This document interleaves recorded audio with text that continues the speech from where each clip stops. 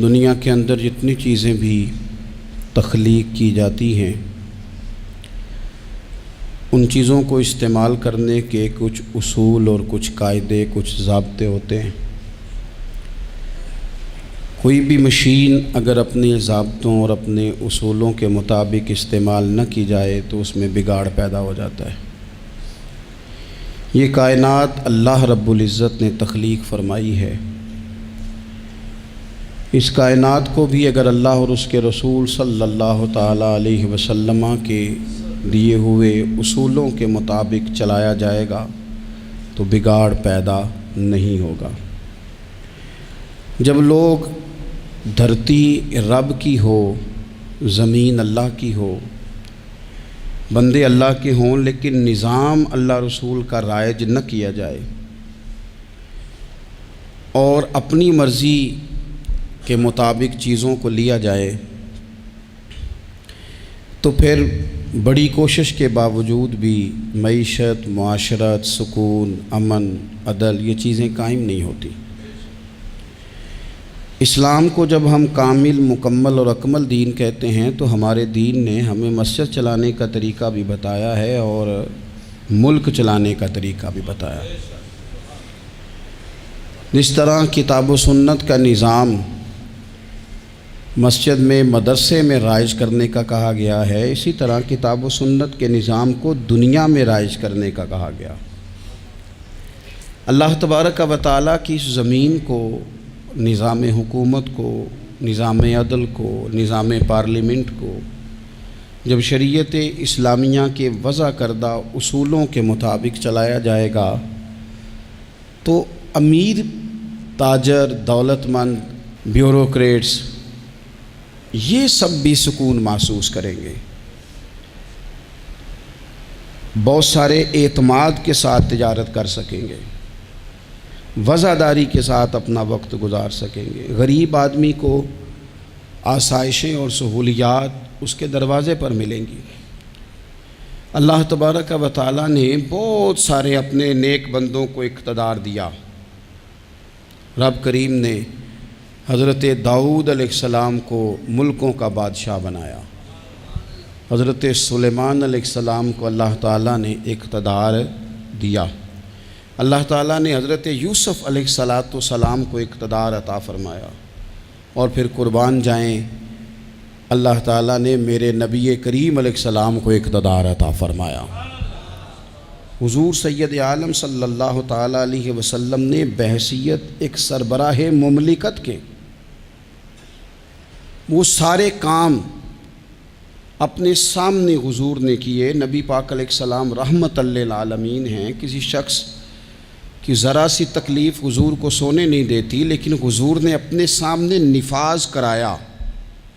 اگر کسی کو کوڑے لگنے کی ضرورت تھی تو فرمایا اس کو لے جاؤ، وہاں باندھو، کوڑے مارو۔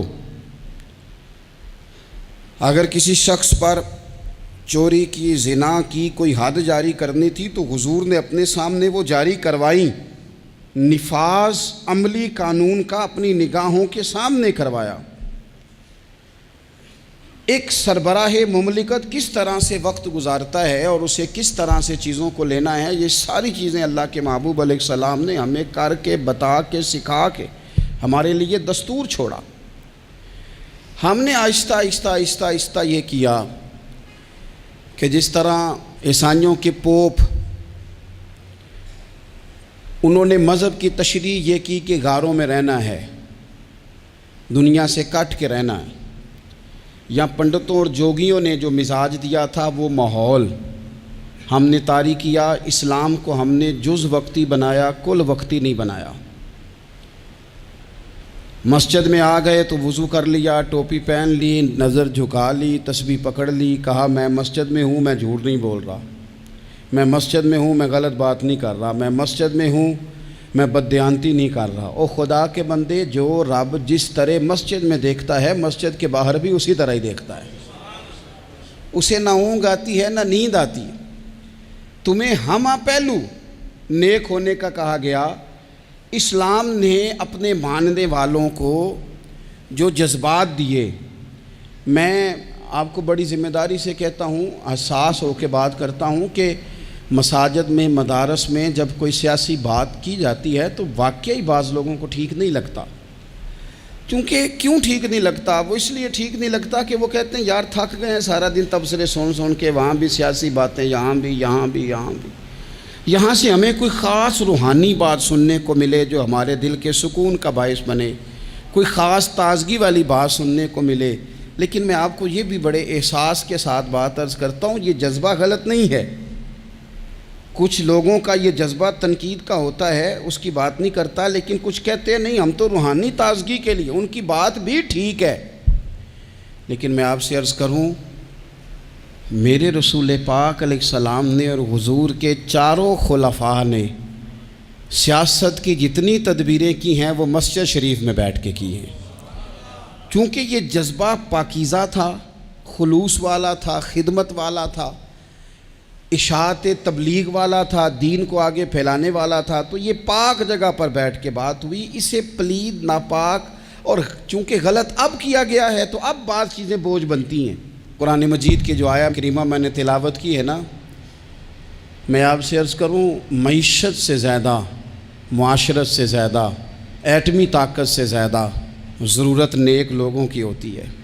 یاد رکھنا، بہترین قسم کا اسلحہ موجود ہو لیکن چلانے کا فن نہ آتا ہو تو بندہ دشمن کا کچھ بھی نہیں بگاڑ سکتا۔ انسان کے پاس بہترین گاڑی موجود ہو لیکن اسے چلانی نہ آتی ہو تو اس کے لیے سفر کبھی بھی مکمل نہیں ہوتا۔ ہمارے پاس سارا کچھ ہے، دیانتدار لوگوں کی کمی ہے۔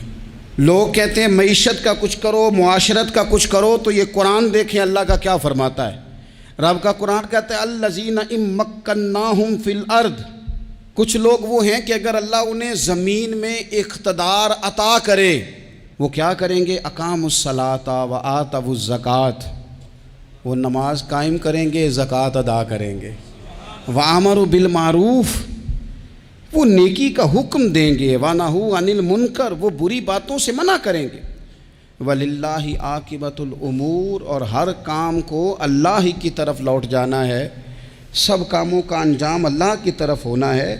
ان لوگوں کو رب اگر اقتدار دے، ضرورت بندوں کی زیادہ ہے کہ بندے دیانتدار ملے۔ یہ وہ لوگ نہیں ہوتے کہ انہیں مال مل جائے تو یہ عیاش ہو جاتے ہیں، بلکہ انہیں مال کے خزانوں کی کنجیاں ملیں تو یہ رب کی غریب مخلوق کے لیے دروازے کھول دیتے ہیں۔ یہ نمازوں کا خیال کرتے ہیں، یہ دین کا ابلاغ کرتے ہیں۔ بیٹھے تھے حضور کے صحابہ حضرت عمر کے گرد، دوست یار پرانے باتیں ہو رہی تھیں، تو حضرت عمر کہنے لگے دور خلافت چل رہا ہے جناب عمر کا، میں کہہ چکا ہوں کہ ہمیں ضرورت متقی پرہیزگار لوگوں کی ٹیم کی ہے، ان لوگوں کی ضرورت ہے جن کے دل میں درد ہو، جو تقوی والے ہوں، جو مخلوق خدا کے بارے میں گنجائش رکھتے ہوں۔ حضرت عمر کے گرد دوست آپ بیٹھے ہیں تو حضرت عمر کہنے لگے چلو اپنی اپنی کوئی خواہش ہی بتاؤ۔ تو چونکہ حالات بڑے خراب تھے، قحط کا دور تھا، بعض جگہوں پہ غریبوں کو بڑی مشکل تھی، تو سب لوگوں نے صدقات اور خیرات کی ہی بات کی۔ ایک صاحب کہنے لگے میرا دل کرتا ہے کہ زمین غلے اور اناج سے بھر جائے ساری اور میں اللہ کی مخلوق میں بانٹ دوں۔ تو دوسرے نے کہا میرا دل کرتا ہے سونے چاندی سے زمین بھرے اور میں رب کی مخلوق پر تقسیم کر دوں۔ ایک تیسرے صحابی بھی فرمانے لگے میرا دل کرتا ہے سونے چاندی سے نہیں، ہیرے جواہرات سے یہ زمین بھرے اور میں اللہ کی مخلوق میں بانٹ دوں۔ سب اللہ کی مخلوق پر کرم کرنے کی، رحم کرنے کی، تقسیم کرنے کی بات کر رہے تھے۔ تو پھر بول کے کہنے لگے عمر آپ بھی تو بتائیں نا، آپ کی بھی تو کوئی خواہش ہوگی نا۔ تو حضرت عمر دیر تک خاموش رہے، پھر ٹھنڈی آہ بھری، فرمانے لگے میرا دل کرتا ہے یہ زمین حضرت معاذ بن جبل جیسے لوگوں سے بھر جائے، میرا دل کرتا ہے یہ زمین حضرت حذیفہ بن یمان جیسے لوگوں سے بھر جائے، میرا دل کرتا ہے یہ زمین حضرت ابو عبیدہ بن جراح جیسے لوگوں سے بھر جائے، یہ زمین ان لوگوں سے بھر جائے اور میں پھر ان سب لوگوں کو ساتھ ملا کے زمین پہ رب کی اطاعت کا چلن عام کر دوں، لوگوں کو رب رسول کا فرما بردار بنا دیا جائے، خیر والے لوگوں سے زمین بھرے۔ میری خواہش یہ ہے جب خیر والے لوگوں سے زمین بھر جاتی ہے پھر معیشت بھی ٹھیک ہو جاتی ہے، معاشرت بھی ٹھیک ہو جاتی ہے۔ دفاعی محاذ پر بھی لوگ کامیاب ہو جاتے ہیں، تعلیم اور صحت کے شعبوں میں بھی مضبوطی آتی ہے۔ شرط یہ ہے، تم نے پوچھی ہے امامت کی حقیقت مجھ سے، خدا تجھے میری طرح صاحب اسرار کرے، ہے وہی تیرے زمانے کا امام برحق جو تجھے حاضر و موجود سے بیزار کرے اور موت کی شکل میں دکھلا کے تجھے رخ یار زندگی تیرے لیے اور بھی دشوار کرے۔ وہ لوگ جو مضبوطی لائیں معاشرے میں، جن کا علم، بردباری، تقوی، یہ چیزیں مضبوطی، ہمارے ہاں کوئی منصوبہ بندی نہیں۔ جن بیچاروں کے کشکول کل پھیلے تھے ان کے آج بھی پھیلے ہیں۔ کسی بھی اشارے پر 2 منٹ کے لیے بریک لگتی ہے تو 4 بھکاری آپ کی گاڑی کا شیشہ بجاتے ہیں۔ اب بعض اشاروں پر، ٹول پلازوں پر لکھ کے لگا دیا گیا ہے یہ پیشہ ور بھکاری ہیں، ان کو خیرات نہ دیں۔ لیکن میرا سوال یہ ہے کہ ان سارے بھکاریوں کو ایک جگہ پہ کھڑا کر کے پوچھنا کس نے ہے کہ تم بھیک کیوں مانگ رہے ہو؟ ان کے گھروں تک ان کے ساتھ کس نے جانا ہے؟ کون آدمی ہے جو جا کے ان سے کہے گا کہ جناب تم کیوں خیرات کے لیے کھڑے ہو، تمہاری مجبوری کیا ہے؟ کیا ریاست کی، حکومت کی، تاجر کی، مالدار کی، تگڑے آدمی کی یہ ڈیوٹی نہیں؟ ان تک رسائی کس نے حاصل کرنی ہے؟ وہ بیوہ جو پچھلے سال دروازے پہ زکوٰۃ لینے آئی تھی وہ اس سال بھی آئی ہے، وہ خاتون جسے پچھلے سال آٹے کا تھیلا دیا تھا وہ اس سال بھی آئی ہے، وہ خاتون جو پچھلے سال 4 بچوں کو ساتھ لے کر کے چھوٹوں کو آئی تھی وہ آج بھی اسی طرح کشکول طلب دراز کیے ہوئے ہے۔ اور حضرت عمر کیا فرماتے ہیں؟ سیدنا فاروق اعظم رضی اللہ تعالیٰ عنہ ارشاد فرماتے ہیں، اس کو امام بہقی نے اور امام سیوطی نے نقل کیا ہے، حضرت عمر فرمایا کرتے تھے کہ اگر میں زندہ رہا تو عراق والوں میں تمہاری بیواؤں کے لیے ضرورت کا اتنا سامان کر جاؤں گا کہ بی بی جب تک زندہ رہے گی کسی کی محتاج نہیں ہوگی۔ اس کے لیے اس طرح کے اسباب پیدا کر دیے جائیں گے کہ اسے حاجت نہیں ہوگی، اس کے لیے مستقل بنیادوں پر اس کے اخراجات دیکھ کر اس کے لیے اہتمام کر دیا جائے، اسے دوبارہ کشکول طلب دراز کرنے کی ضرورت نہیں پڑے گی۔ ایک صحابی تھے حضرت جناب سیدنا خفاف بن ایما غفاری رضی اللہ تعالیٰ عنہ، انہوں نے بڑا کردار ادا کیا تھا میدان احد میں، انہوں نے اور ان کے صاحبزادے نے۔ تو ان کی بیٹی ایک دن حضرت عمر کے پاس آئی، اب وہ بیٹی بیاہ کے جا چکی تھی، اس کی شادی ہو گئی تھی۔ حضرت خفاف بن ایما رضی اللہ تعالیٰ عنہ کی صاحبزادی اپنے سسرال چلی گئی تھی، وہاں اس کا خامد انتقال کر گیا، وہ خاتون واپس آ گئی، وہ حضرت عمر سے ملی، بیوہ عورت۔ اس بیوہ خاتون نے آ کے یہاں تو میرے بھائی وہ فوجی بیچارے جن کی بیویاں، جن کو ایک تقریب میں تو خوب ایوارڈ دینے کے لیے بلایا جاتا ہے، میں نے یتیمی کا وقت گزارا ہے، مجھے پتہ ہے کہ 2-4 مہینے لوگ آ کے کہتے ہیں کوئی حکم ہو جاتے 10 آجے، پھر جب 1 سال گزر جاتا ہے تو پھر لوگ کہتے ہیں 4 بھرا نے کام کیوں نہیں کر دے؟ تو ایسے تو نہیں نا کہ ابا ایسے ہی چلا گیا تھا، بڑا کچھ دے کے گیا ہے، کدھر ہے فلانی چیز؟ لوگوں کا نظریہ تھوڑے عرصے کے بعد اور ہو جاتا ہے۔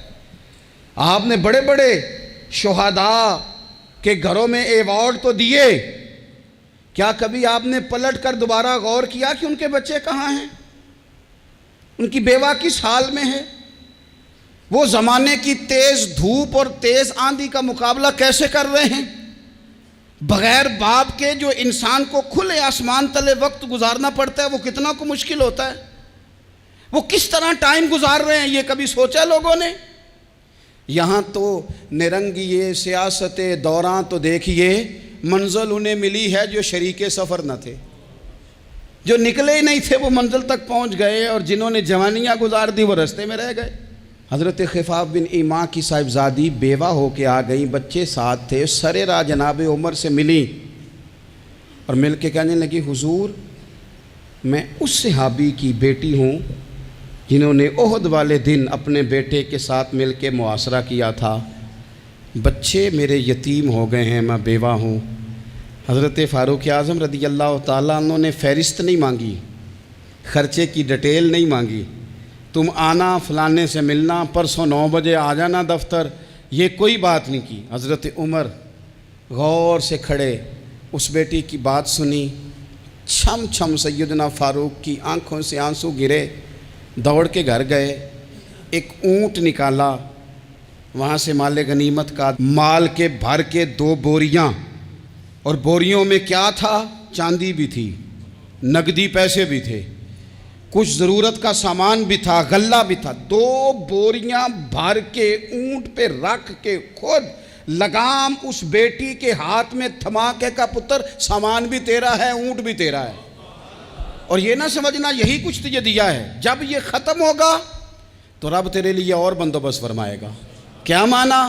کہ ڈیوٹیاں لگا دی گئی ہیں، ہمیں پتہ ہے یہ سامان کب تک ختم ہو جائے گا، پیسے کب تک ختم ہو جائیں گے، تیرے لیے میں نے نئے حکم بھی جاری کر دیے ہیں۔ ایک شخص نے کہا حضور ایک بیوہ کو آپ نے کچھ زیادہ ہی نہیں دے دیا؟ یہاں لوگ سیاسی تقسیم نہیں کرتے، تھوڑا کام والے کو دے دو، تھوڑا چوکیدار کو دے دو، تھوڑا گلی محلے میں دے دو، تھوڑا رشتہ داروں میں دے دو، سب ہمارے احسان کے نیچے رہیں گے۔ کہا ایک ہی خاتون کو آپ نے اتنا نہیں دے دیا؟ تو حضرت عمر ناراض ہو گئے، فرمانے لگے تجھے تیری مار ہوئے، میری نظروں میں آج بھی وہ جلوہ موجود ہے جب اس کا باپ اور بھائی میدان احد میں کافروں کے خلاف لڑائی کر رہے تھے، آج تک میری نظر میں موجود ہے۔ تو کہتا ہے میں نے زیادہ دے دیا؟ اولاد کسے نہیں پیاری ہوتی؟ بچوں کو دیکھ دیکھ کے بندہ کلیجہ ٹھنڈا کرتا ہے، اولاد کو دیکھ دیکھ کے آنکھوں کو سکون ہوتا ہے، انسان کی طبیعت شاش بشاش ہوتی ہے۔ حضرت عمر وظیفہ لگانے لگے تو حضور کے گھر میں خدمت کرنے والے حضرت اسامہ بن زید کا وظیفہ ڈبل لگایا، اور اپنے بیٹے عبداللہ ابن عمر کا وظیفہ سنگل لگایا۔ تو حضرت اسامہ بن زید کہنے لگے ابا جی میں نے تو ہجرت بھی کی، جہاد بھی کیا، اسامہ تو ان دنوں بچے تھے۔ تو حضرت سیدنا عمر فاروق جواب میں کہنے لگے پتر اسامہ کے والد زید نے بھی حضور کے گھر میں نوکری کی، اسامہ بھی نوکری کر رہا ہے۔ حضرت عمر کی شان کیا ہے زمانہ جانتا ہے، پر پھر بھی حضرت عمر فرمانے لگے تو نے اپنے باپ کے ساتھ ہجرت کی، فرمایا ان کی خدمت زیادہ ہے حضور کے گھر میں، لہذا ان کا وظیفہ بھی زیادہ لگایا جائے گا۔ ہمارے ہاں ہم نہ میرٹ کرنا چاہتے ہیں پر دوسروں کے لیے، اپنے اوپر کسی میرٹ کو ہم قابل قبول بالکل نہیں۔ یعنی میں سودا خالص لینا چاہتا ہوں دکان سے، تو آپ بتائیں آپ جو سودا بیچتے ہیں وہ خالص ہی بیچتے ہیں؟ آپ کو تو خالص چاہیے لیکن آپ بھی تو کچھ نہ کچھ بیچتے ہیں، آپ کا خالص ہے، اگر آپ خالص بیچ رہے ہیں تو انشاءاللہ ملے گا بھی خالص۔ چادریں آئی تھیں مال غنیمت میں، ڈھیر ساری چادریں، ڈھیر ساری۔ حضرت عمر نے صحابہ کرام علیہم رضوان کی ازواج پر، صحابیات پر وہ چادریں تقسیم کر دیں۔ ایک چادر بڑی خوبصورت نکلی اندر سے، تو سب کہنے لگے حضور یہ نا خاتون اول کے لیے سوٹ کرے گی، آپ کی اہلیہ کے لیے سوٹ کرے گی، کبھی آپ گھر لے جائیں نا، یہ سب سے بہتر ہے۔ تو یہ حضرت عمر کی بالغ نظری ہے، وہ کیا بندہ ہوا جس کی ہر جگہ نظر ہی نہ ہو۔ حضرت سیدنا عمر فاروق رضی اللہ تعالیٰ عنہ کہا جناب یہ چادر بڑی حسین ہے، آپ کے گھر والوں پہ جچے گی۔ تو حضرت عمر فرمانے لگے نہیں، ایک صحابیہ ہیں حضرت ام سلیت رضی اللہ تعالیٰ عنہ، انہیں بلاؤ، یہ چادر انہیں دوں گا۔ حضور اس خاتون کو یہ چادر دینے کی وجہ بھی تو بیان کریں۔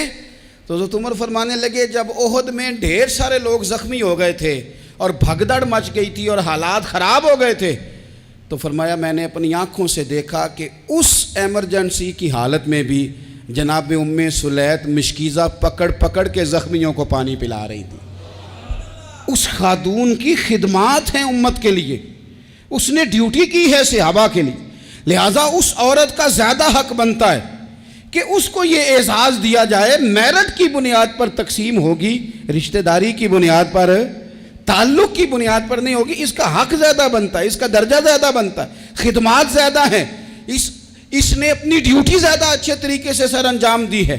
جب تک چیزیں آپ وسعت قلبی نہیں لاتے اپنی طبیعت میں، جب تک آپ گنجائش زیادہ پیدا نہیں کرتے، اتنی دیر تک حالات اس طرح کے نہیں ہوتے۔ پھر ایک اور مصیبت بن گئی ہے، وہ مصیبت ہے لیول کی۔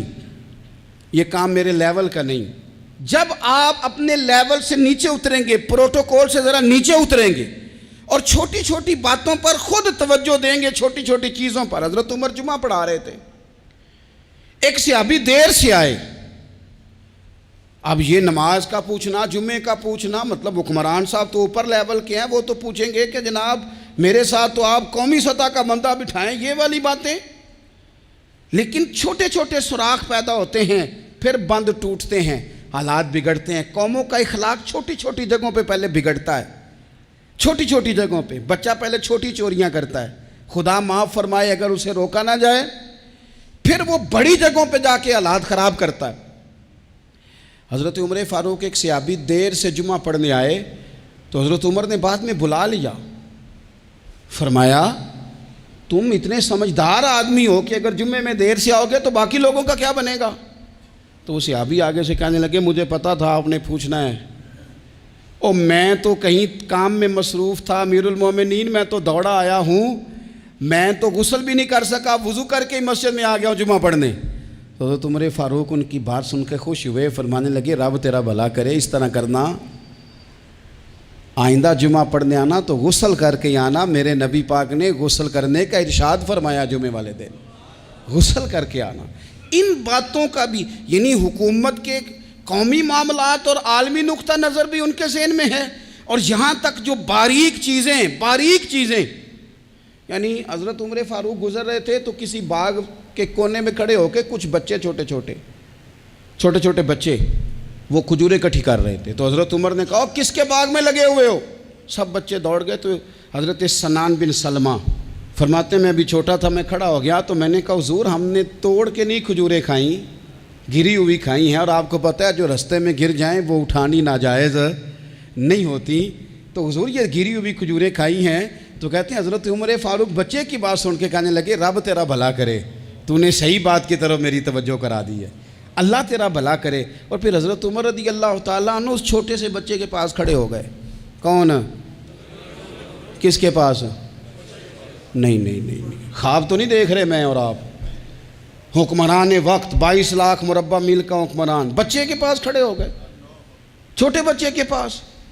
دکان پہ غریب آدمی چڑھ آئے نا، دکاندار صاحب اللہ ماشاءاللہ ان کا مزاج خراب ہو جاتا ہے، اور تیسری چیز کہ نا وہ والی دکھاؤ تو کہتے لینیاں تے لے تو جا، اور اگر تگڑا بندہ آ جائے تو کہتے ہیں جناب آپ اس طرح کریں نشاندہی کر دے، میں انشاءاللہ خرید کے لا کے پیش کر دوں گا۔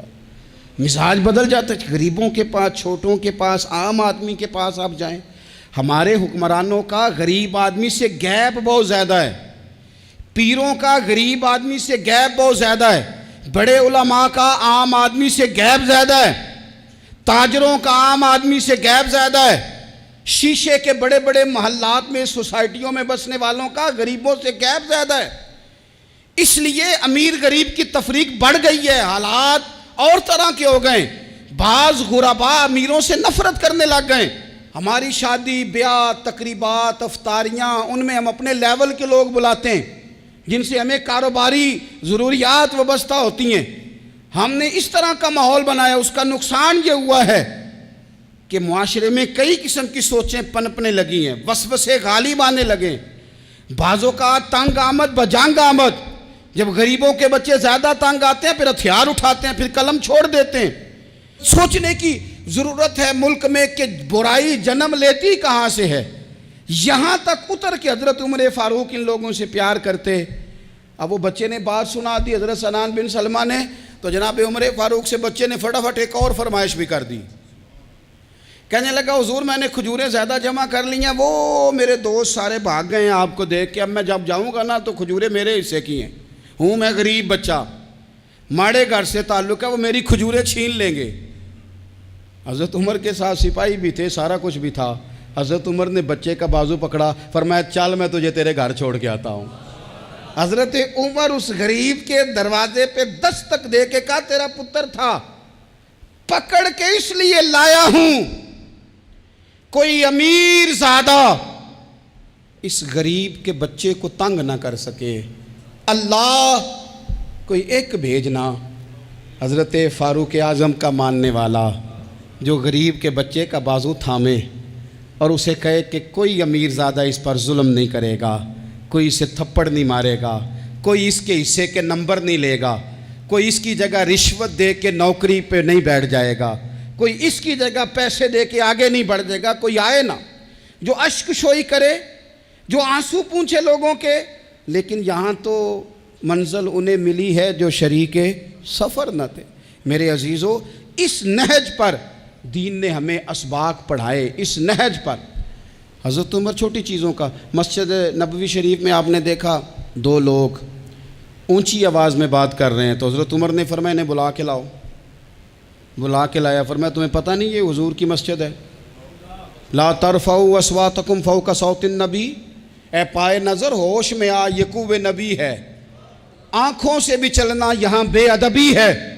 پتہ نہیں وہاں سارے نعرے ہی غلط ہیں، کسی کے مرد آباد کا نعرہ ہو تو وہ بھی غلط، اور کسی کے زندہ آباد کا نعرہ ہو تو وہ بھی غلط۔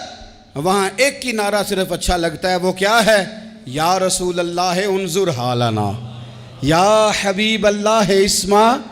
وہاں ایک ہی نعرہ اچھا لگتا ہے کہ سونے آ گئے ہیں، نظر کرم ہو جائے، یا رسول اللہ پہنچ گئے ہیں، روزے دے دوالے نے غلامہ دیاں ٹولیاں، او ویکھو ایک پہ سن دے کروڑاں دیاں بولیاں۔ وہاں یہی نعرہ اچھا لگتا ہے، لب واہ ہیں، آنکھیں بند ہیں، پھیلی ہیں جھولیاں۔ کتنی مزے کی بھیک تیرے پاک در کی ہے، اور قربان جاؤں اپنے امام پر، اس قلم پہ واری جس سے وہ لکھا کرتے تھے، کہنے لگے کعبے کا نام تک نہ لیا، طیبہ ہی کہا، پوچھا جو تھا کسی نے کہ عظیمت کدھر کی ہے، ان کے طفیل حج بھی خدا نے کرا دیے، ورنہ اصل مراد حاضری تو اس پاک در کی ہے۔ تو حضرت فاروق اعظم رضی اللہ تعالیٰ عنہ نے نا ان دو لوگوں کو بلایا، اور بلا کر کے فرمانے لگے کہاں کے رہنے والے ہو، کہاں سے آئے ہو؟ انہوں نے کہا جی ہم طائف کے رہنے والے ہیں۔ فرمایا تمہیں پتہ نہیں یہ نبی پاک کا روزہ ہے، حضور کی مسجد ہے، یہاں آواز اونچی نہیں کرتے، تمہیں خبر نہیں؟ اور پھر حضرت عمر فرمانے لگے اگر تم مدینے کے رہنے والے ہوتے تو میں تمہیں کوڑے مارتا، میں تمہیں سزا دیتا، تمہیں پتہ نہیں کہ کس طرح کا مزاج اور ماحول ہونا چاہیے۔ تو حضرت فاروق اعظم رضی اللہ تعالیٰ عنہ کی جو خدمات ہیں، آپ تو بازاروں میں جب جاتے تھے نا تو فرماتے تھے ہمارے بازار میں صرف وہ بندہ آ کے کام کرے جو دین کا علم جانتا ہے، جسے تجارت کے اصول پتہ ہیں وہ آئے، دوسرے کو بیٹھنے نہیں دیتے تھے۔ اپنے مزاج کے لحاظ سے، اپنی طبیعت کے لحاظ سے مخلوق کے لیے دلوں میں نرمی رکھتے تھے، مزاج میں نرمی۔ ایک بات آپ نے کئی دفعہ سنی ہوگی، میرا بڑا دل کرتا ہے پھر سے اس کو دہراؤں، میں نے اسے سینکڑوں بار پڑھا ہے۔ جب طبیعت پوری بے چین ہوتی ہے اور اپنی ذمہ داریوں کا احساس کرنے کو دل کرتا ہے نا، تو پھر خیال آتا ہے کہ ہم بھی پڑھیں ذرا ان چیزوں کو، بار بار پڑھتا ہوں تاکہ احساس ذمہ داری پیدا ہو۔ آپ کے غلام اسلم فرماتے ہیں رات کو میں اور جناب عمر نکلے تھے، تو ایک مکان میں ہم نے دیکھا کہ ایک عورت نے نا، اس کے بچے بار بار شور کر رہے ہیں اور وہ کچھ پکا رہی ہے، آواز آ رہی ہے۔ تو حضرت عمر نے دروازے پہ دستک دی، کون ہے دروازے پہ؟ کہا میں ایک غلام ہوں۔ حضرت عمر کہتے ہیں غلام ہوں، بہن کیا مسئلہ ہے، بچے کیوں رو رہے ہیں؟ تو بی بی کہنے لگی تمہیں کیوں بتاؤں، جاؤ نا اپنا کام کرو۔ حضرت عمر نے اصرار کیا تو تلخ لہجے میں، جس سے غصہ نہیں کر جاتے حکمران، councillor, chairman, M P M N A, ناراض نہیں ہو جاتے، اس تلخ لہجے میں بی بی کہنے لگی دعا کرو اللہ میرے اور عمر کے درمیان قیامت میں فیصلہ کرے۔ کیسا حکمران ہے کہ اس کی حکومت میں میرے بچے بھوکے سوتے ہیں، یہ میں نے پانی میں روڑے ڈال کے چڑھائے ہیں، لیکن یہ پیٹ کی بھوک یہ بڑی ڈاڈی ہوتی ہے، یہ نیند بھی نہیں آنے دیتی۔ خیال تھا رو دو کے سو جائیں گے، پر سو بھی نہیں رہے۔ حضرت فاروق اعظم دوڑے گئے، گھر سے سامان، اناج، غلہ کندھے پہ رکھا۔ خادم کہتے ہیں میں نے کہا کہ مجھے دے دیں، فرمانے لگے چل تو وعدہ کرنا قیامت میں بھی میرے بوجھ اٹھائے گا۔ کہا حضور نہیں، وہ تو میرے بس کی بات نہیں۔ فرمایا پھر مجھے کرنے دے۔ دوڑے آئے، اس خاتون کے دروازے پر لا کے وہ چیزیں رکھیں، کہا بہن اگر تو پردہ کر لے تو یہ غلام نا آج کھانا پکا دے تیرے بچوں۔ پھر وہ گھی چڑھا کے، چینی ڈال کے، کچھ سامان پکتا تھا وہ کھانا پکایا۔ غلام کہتے ہیں جب پھونکے مارتے تھے تو داڑھی سے دھواں نکلتا تھا، آگ جلاتے تھے دھواں نکلتا تھا، پھر کھانا پکایا، پھر ان بچوں کو کھلایا۔ پھر حضرت عمر فاروق رضی اللہ تعالیٰ عنہ نا تھوڑے پیچھے بیٹھ گئے تو بچوں کے ساتھ اس طرح کی باتیں کرنے لگے کہ وہ ہنس پڑیں۔ جناب اسلم کہتے ہیں بچے اس بیوہ کے ہنستے تھے، بچے ہنستے تھے اور عمر روتے تھے۔ جب وہ ہنستے تھے تو فاروق روتے تھے۔ پھر وہ بچے آہستہ آہستہ لیٹنے لگے، اور جب وہ سونے کی طرف بڑھنے لگے تو حضرت عمر کہنے لگے بہن میں جاؤں؟ کہنے لگی رب تیرا بھلا کرے، میرا کلیجہ پھٹ جاتا اگر میرے بچوں کو آج شام بھی روٹی نہ ملتی۔ تو سیدنا فاروق اعظم رضی اللہ تعالیٰ عنہ کہنے لگے پھر تو میرے لیے دعا کرے گی؟ کہنے لگی میں دعا کرتی ہوں اللہ عمر کی جگہ تیرے جیسا کو نیک آدمی بٹھا دے۔ تو حضرت عمر کہنے لگے ایک چھوٹی سی گزارش بھی مان لو گی؟ کا کیا؟ فرمانے لگے کوئی یہ میری خدمت اگر پسند آئی ہے تو عمر کو معاف نہیں کر دیتی؟ غلطی ہو گئی، اسے پتہ نہیں تھا۔ اپنے منہ سے کہنے لگے سیاںا بھی نہیں، باشعور بھی نہیں، اسے چاہیے تھا خلافت کی ذمہ داریاں نہ لیتا۔ لیکن حضرت صدیق نے کہا تو وہ مان گیا، لیکن بہن میں اسے جانتا ہوں، بزدل بڑا ہے، کمزور بڑا ہے، ضعیف بڑا ہے، اگر تو قیامت میں اس کی شکایت لگائے گی تو بڑا کمزور پڑ جائے گا، اس کے لیے مشکل ہو جائے گا۔ تو کہنے لگی اچھا اگر تو اتنی سفارش کرتا ہے تو جا، میں نے عمر کو معاف کیا۔ حضرت فاروق اعظم نے چہرے سے کپڑا ہٹایا تو بی بی کہنے لگی اوہو آپ عمر ہیں؟ تو آپ فرمانے لگے میں جو بھی ہوں تو وعدہ کر چکی ہے کہ تو نے عمر کو معاف کیا۔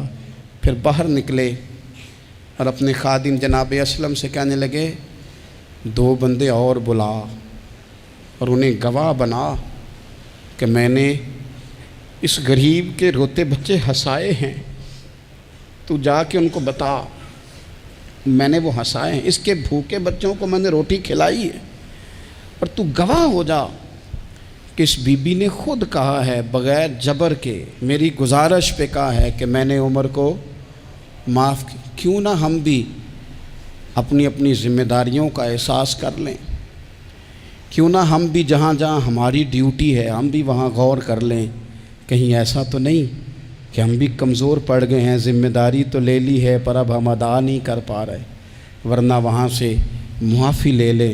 اللہ تعالیٰ سیدنا فاروق اعظم کا فیضان عطا کرے۔ آخر دعوایا ان الحمدللہ۔